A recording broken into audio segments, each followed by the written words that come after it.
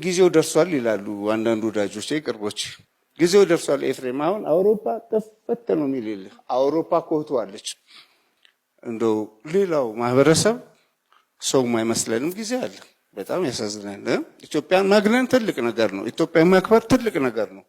ግን ሌላውን ስላዋረድኩ አይደለም።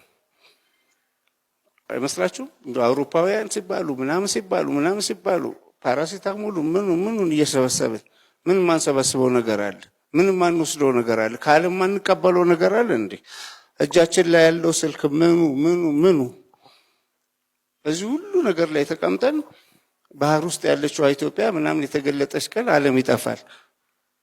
በበረዶ መቅለጫቸው ደርሷል። ይሄ ደስ ይላል እንዴ? ደስ ይላል? በበረዶ ዓለም ቢቀልጥ የሰው ልጆች ቢጠፉ ደስ እንሰኛለን?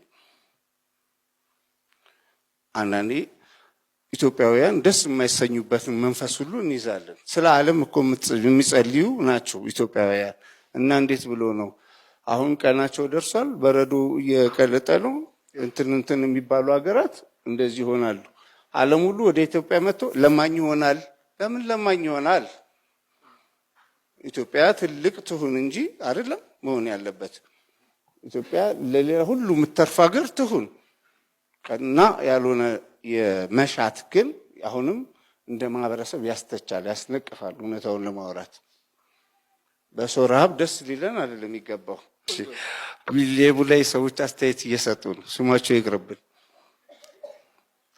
እርሱ ምን ይፈልጋሉ? በሁለት አውሮፓውያን መጥተው ኢትዮጵያ በልጽጋ የሚለምኑበትን ጊዜ ማየት ይፈልጋሉ አሉ። ትልቅ ሰው ናቸው። በጣም ትልቅ ናቸው። ስመጥር ናቸው። እንደው ስመጥር ናቸው።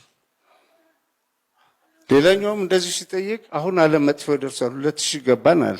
አሁን ዓለም በቅርቡ መጥፊያው ደርሷል። ለምንድን ነው ዓለም የሚጠፋው?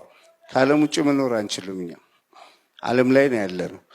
የሆኑ ጊዜዎች ላይ እንደዚህ አይነት ሚስቲካል መጽሐፎች ሳነብ አውሮፓውያን ሳገኝ ምን ይሰማኝ እንደነበር የሆነ ልክ እንደኛ ፍጹም ሰዎች አይመስሉኝም ነበር። ያኔ ጠበል ያስፈልገኛል ኤፍሬም፣ ጠበል ያስፈልጋል ያልኩት።